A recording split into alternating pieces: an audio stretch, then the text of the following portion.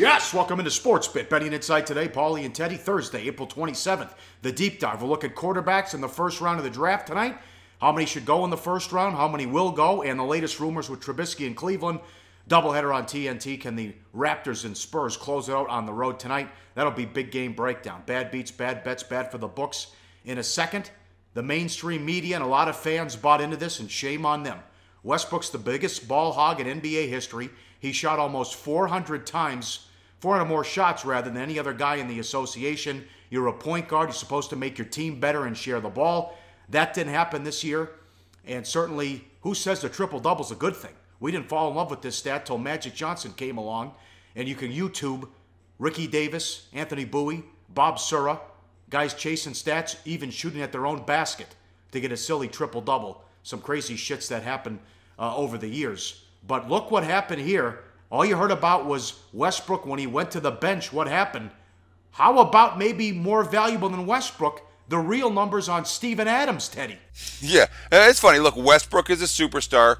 We understand what the mainstream media does. The mainstream media is going to focus on the superstars. That's who people watch for. Here on Sportsbit, we're going to focus on what really matters. And of course, the numbers for Steven Adams were more dramatic than the numbers for Russell Westbrook in terms of on or off the court. Look, versus the Rockets, plus 16 with Adams on the court, minus 59 with them off. Look at the defensive numbers for the Rockets when Adams was off the court. They allowed 131 points per 100 possession for OKC, I should say. Now, Lakers, dead last among all teams in the regular season, allowed 111 points per 100. So the defense couldn't play a lick without Adams. That had nothing to do with Russell Westbrook. The net plus-minus in the series. Oh, yeah, Westbrook's plus-minus 5.5. Adams, 7.7. When you look at the numbers, guess what? You can make case Steven Adams mattered more than Russell Westbrook for OKC. The mainstream media, not going to tell you that. Look at that rebounding percentage, too. When Adams was on the floor, they grabbed 52% of the boards. When he was on the bench, 43%. And again, to drive that point home again. Points per 100 possessions when Adams was on the bench, 131. And the Lakers were dead last with 111. How bad is that? And I remember Adams took a shot at Westbrook after Game 2 saying, we need to take better shots. We need to do a better job down the stretch. Adams took 3 shots in 27 minutes. All last year we were singing his praises on this show about how good he was, and they were 1 win away from going to the finals. So shame on Westbrook by doing his own thing and not getting everyone else involved. And a good article on ESPN.com yesterday, give me one player that improved this year for the Thunder. You can't name one because it didn't happen. Yeah, I was trying to think. I'm like, who did get better for OKC? Not a whole lot. No, and he gave Cantor $70 million as well. Tough day yesterday in the media at ESPN. Over 100 people laid off. We know Dave Tooley, who was one of the guys who were let go. Some big names. Ed Werder, Jason Stark, Danny Cannell. That surprised me. Does a radio show, and he's the one guy who's anti-SEC. They get rid of him. Trent Dilfer, Iman Brennan, who does Bubble Watch and college basketball as well. A lot of guys let go. And you think ESPN gives a shit about hockey? In the middle of the playoffs, they let 3 guys go who basically do all their playoff coverage. Yeah. Did you see the tweet from Stephen Miller? ESPN fired their entire NHL crew in the middle of the Stanley Cup playoffs. Guess it was eating into the 24/7 NFL draft coverage. Look, it's a sad day. A lot of friends of ours lost their jobs, including, as you mentioned, Dave Tooley, who's someone we've known for years. Rufus Peabody, another guy from ESPN Chalk who we've known for years. Trent Dilfer, an analyst who I respect. Jason Stark, an analyst who I respect a ton. Ed Werder, and on down the line. The guys off baseball tonight. They lost Doug Glanville, Raul Ibanez, Dallas Braden, all gone from ESPN. It is a sad day, but it also speaks to what's happening. Mainstream sports coverage, it's problematic moving forward. Sports coverage based on gambling, based on 21st century metrics. Well, our numbers are rising, Pauly, and I hope they continue to do so. Thank you so much, audience, for watching. Thank you for keeping us on the air, and please tell your friends to do the same. Sportsbit isn't going anywhere. All right, some bad beats. Our play of the day, over 212.5 with the Wizards and the Hawks. It was 90-83 with 9 minutes left. You think the game died? Holy cow. Both teams combined for 40 points in the fourth quarter and shot 15 of 38, 1 and 11 on threes. The Wizards take the series lead 3-2. Wall and Beal led the way. Yeah, first time in the series that an underdog has covered a number. But, Wall and Beal, 47 points last night. Washington only 6 turnovers. But, yes, the Wizards won the point in the paint. But Millsap ate up Markieff Morris again, 21-11 versus 8-5. What Atlanta didn't do in game number 5, they didn't hit 3 points. I mean, neither team shot particularly well from beyond the arc, but the Hawks in particular nailed only 9 of 31 from three-point range. Yeah, bad bet. Nats and the Rockies, they bet it again under, 11.5 to 10.5. Second night in a row, bettors backed an under in the series. Second night in a row, they didn't even get to root it in the late stages. Remember, 27 runs the night before. Yeah, we didn't get 27 runs last night, but it was an over that was an under. And a full run move on the under. I didn't get it either. They did it again. That was under. That was dead by the top of the 7th inning. Not a good performance from a Rockies bullpen that had a pretty rough night the previous night. Both those bullpens going to be worn down for the finale of the series tomorrow. Well, you always got to get the best number, and I guess it's hard to call it a tough beat. I guess it's a tough beat if you were doing in-game wagering, but it's bad for the books as well. The Bulls-Celtics total opened 202, steamed all the way up to 205.5, and it landed 205. The Celtics hit a 3 late that was waved off. That game completely died too. It was this was 203 with 139 left, and also it was a high-scoring game midway through the fourth quarter as well. But once the Celtics got off to a big lead, Chicago couldn't score, and that was it. And they basically waved the white flag there. That was torture for over-bettors if you got it late or in-game wagering. Oh, my God, of course. When you talk about 205.5/206, and you're at 203 with a $1.39 left, and nothing in the last 50 seconds of that game. But for as bad as it was for bettors, excruciating if you had the over and didn't get a good number, this might have been the worst possible scenario for the shop. Anyone who wanted to bet over, bet early in the day, they won or they pushed. Anyone that bought back late had it fall perfectly, lands right in the middle, legit middle in this one, not one that we're saying, kind of, no.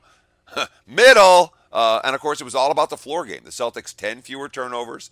They end up with a major edge in scoring chances, 14 more field goal attempts and 6 more free throw attempts. And when you do that, you can win and cover despite a 9 of 40 shooting night from three-point range.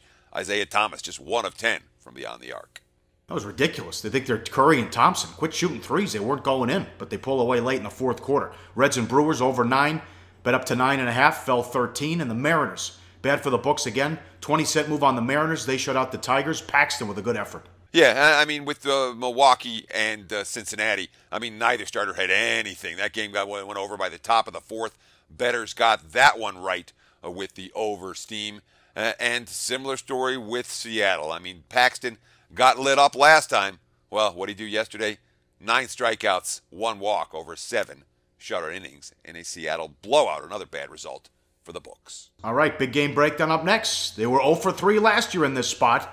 Can Toronto win a Game 6? And can the Spurs close out the Grizzlies? On SportsBit, betting insight today on SBRpicks.com. Go to SBRodds.com. Browse, compare, and shop live odds available at top online sportsbooks. Back on SportsBit, betting insight today, Pauly and Teddy. Time for big game breakdown. Live odds, SBR odds, and sportsbook review. Make sure you're betting with a trustworthy shop. 4 o'clock Pacific, game 1 of a doubleheader, TNT. Raptors and the Bucks. Bucks 1.5, 195 the total at home. 3-2 for Toronto. Last year, round 1 led 3-2, went to Indiana and lost. Round 2 led 3-2, went to Miami and lost. Won both Game 7s at home. Down 3-2 in the Eastern Conference Finals against Cleveland. Lost at home. They had trouble early on with the Bucks' length and athleticism in the first 3 games. People were calling for it on Twitter. Dwayne Casey finally went to Powell to add him to the starting lineup and become more athletic. Valanciunas to the bench. And that was a win-win situation.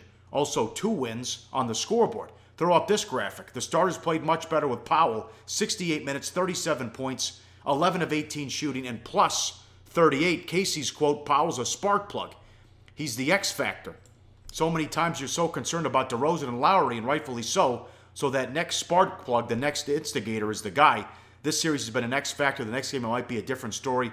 But he's done an excellent job playing off those 2 and taking what the game has given him, whether it's a 3-point shot or attack to the basket, end quote. Well, if he's so good, why didn't you play him early on? But what do you think of the move now and what Valanciunas has been able to do off the bench? Well, the first thing I want to talk about is SBR for a minute. Sportsbook Review. It's called Sportsbook Review because they review sportsbooks. We already talked about one game earlier on today's show where the half points difference between winning or losing. All right. If you have one account funded, you should have two accounts funded. Split your money in half. You have two accounts funded, you should have three accounts funded. You understand? A minimum of 3 outs for any serious bettor. And if you go to SBR, you look at their odds page, you can use their free odds. They have legitimate reviews of these offshore books. You can get an idea of what you're dealing with. It is a website that both Pauly and I use and have no hesitation recommending. That's why they sponsor the show. Now, when we talk about the bench being better with JV matching up against Greg Monroe, Monroe had been eating the Raptors' second unit up in the series. Then all of a sudden, Ross is in the starting lineup. Valanciunas is coming off the bench. And what'd he do? The last 2 games, 20 points, 12 boards, and just about 44 minutes of playing time. The key, Toronto plus 26 in those minutes. He's been better than Greg Monroe. But it's a Milwaukee team now. We've seen Toronto make the adjustment. And the adjustment has resulted in back-to-back wins and covers. Now, Jason Kidd and the Bucks have to show that they can make adjustments. Because, let's be honest, they've gone from being aggressive to being timid. They have not matched Toronto's intensity over the last 2 ball games. Greek Freak had 30 points in the last game, the loss in Game 5, but they were minus 24 when he was on the floor. He said they did a great job of setting the tone, hitting first.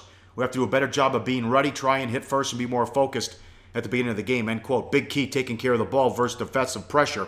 35 turnovers the last 2 games. They've been taken out of the flow with Toronto as well. What do you think? They couldn't do it last year.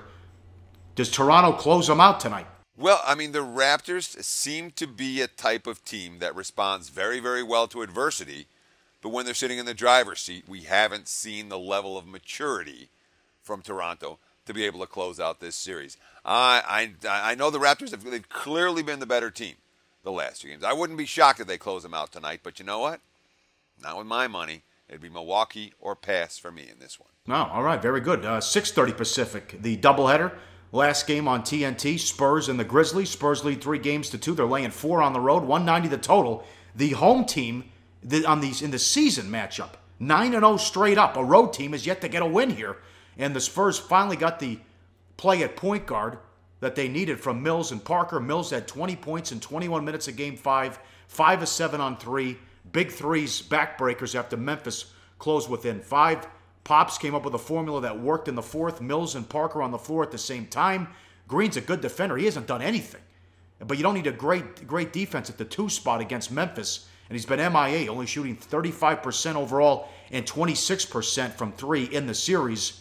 Neither coach happy with the defense in Game 5 as 4 of the 5 games have gone over in the series, Teddy. Yeah, it's been nothing but home teams and shootouts in this series. And as you mentioned, throughout the course of the regular season as well, home team 9-0 straight up.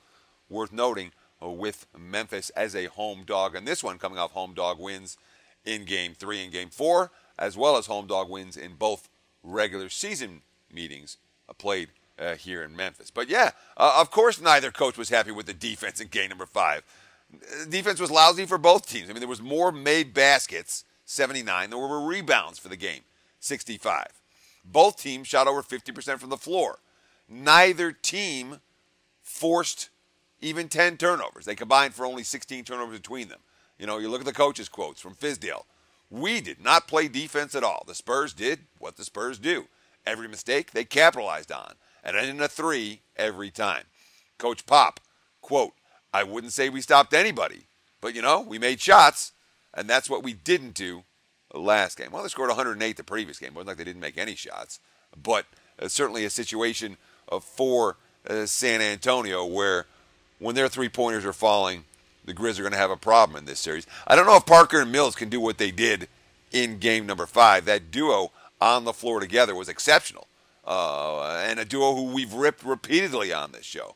I wouldn't count on that type of effort from Mills and Parker here in an elimination game for a Grizzlies team that's been as mentally and physically tough as any team in the NBA. But on the other hand, Pop's teams have been pretty good about closing out these type of series. The antithesis of Toronto in that regard The Raptors haven't put their foot down in recent seasons. The Spurs, when they've gotten this opportunity, have been able to put their foot down on their opponent's collective necks. Big deal here. Houston loving life. Sit back and relax. Hope it goes 7. And you got the older players with San Antonio. Once we get into the second round, it's going to be every other night they're playing. And again, when we harp on the point guard position. We harp on the point guard position, but it matters so much how much rest Tony Parker gets between Series 1 and Series 2. How much rest Tony Parker gets between one game and the next. And yeah, once you get out of this first round, there's no more 3-day layoffs. It's one on, one off, one on, one off the rest of the way. We'll see. I'm looking forward to taking a plus price with Houston against San Antonio in that series. Guys at the South Point made the Spurs minus 250 series price. What do you think of that? I would be very interested in Houston at that price. All right, very good. I thought you would. Up next, deep dive. We'll look at the quarterbacks in the first round tonight. How many are going to go in a play of the day? Before we get out of here on SportsBit, betting insight today on SBRpicks.com. Research before you bet. Be sure to check out SBR Picks for the best game predictions, breakdowns, and much, much more. Wrap it up on SportsBit, betting insight today, Pauly and Teddy. Time for the deep dive. Let's look at the quarterbacks. Yesterday was a lot of breakdown on the props on what's going to happen tonight in the first round. Now, with the quarterbacks, let's start with this. I think we're going to agree. How many should go in the first round? I don't know, maybe 1. But we could see 4 or 5. I don't know why these teams panic. They move up. Crazy that Goff went number 1 overall last year. You saw a while back when you had Ponder, Gabbert, and Locker go. None of them could play. And how about the rumors now that it's just a rumor, but that maybe Cleveland's undecided between Garrett and Trubisky, and maybe Trubisky could be the number 1 overall pick. As a friend said, if that happens, they should be relegated to the CFL. Let's make it very clear, okay? If you go into a season with mediocrity at quarterback, with someone who's probably not your future, it may cost you a year. If you draft a bad quarterback, it's going to set your organization back not a year, not 2 years, 4, maybe 5. And it's much more important. If you get a great quarterback and he's playing behind a lousy offensive line and he gets beat up, he's not going to be the same quarterback in the previous year. If you have a great quarterback and he has nobody to throw to, it's not going to do you any good. Quarterback, in my opinion, should be the last piece of the puzzle when teams have their rebuilding process already fully in place. Bang, you plug a QB in, here you go. For Cleveland, at the very beginning still of what's going to be a long rebuilding process, Trubisky, he's fine. First of all, he's not the first quarterback I would take. All right, the first quarterback I would take in this draft is the winner, the guy who's proven it on the field against the best defense in college football, a guy whose intangibles are off the charts, that guy, of course, being Deshaun Watson. Now, Trubisky's got all the intangibles. He's got the measurables. He's got a lot of things that the scouts like, but number 1 overall pick, you're going to pay through the nose for a guy, and he's not going to be any good for a year, 2, 3, maybe ever. Cleveland knows a lot about that. They've drafted how many bad quarterbacks? Feels like dozens. Yeah. Well, that's the thing with Cleveland. They take Couch, they take Whedon, Brady Quinn, Manziel, and then last year they pass on Wentz, and it comes back to bite them there too. So whoever they take probably is going to turn out to be a bust as well. What I can't figure out is these teams, if you need a quarterback and you have a first-round pick, why don't you just call the Patriots and offer a 1 and a 3 or something like that for Garoppolo? Who knows what? I don't think any of these guys, maybe outside of Watson, will be good pros. Now, how many will go? I think we'll see 4 go in the first round because I agree with Peter King. I think a team will move up and take Davis Webb late out of Cal. We know Watson, Trubisky, and Mahomes should be safe. It looks like Arizona wants a quarterback. Mahomes' stock continues to go up. And Andy Reid and the Chiefs apparently want a quarterback at 27. He loves Watson and Mahomes. And also Houston. Houston's got to take a quarterback too. I can't imagine they go into the season with Savage as their starting quarterback. No, Watson makes a lot of sense there. If you're a team like Houston, look at Dallas last year, okay? The pieces are in place, all right? The offensive line is there. The running game is there. The receivers are there. The defense is there. You plug in a replacement-level QB, and all of a sudden he's in Rookie of the Year, and leading your team to the playoffs. And the Cowboys are having the best season they've had in many, many years. Houston's in that situation.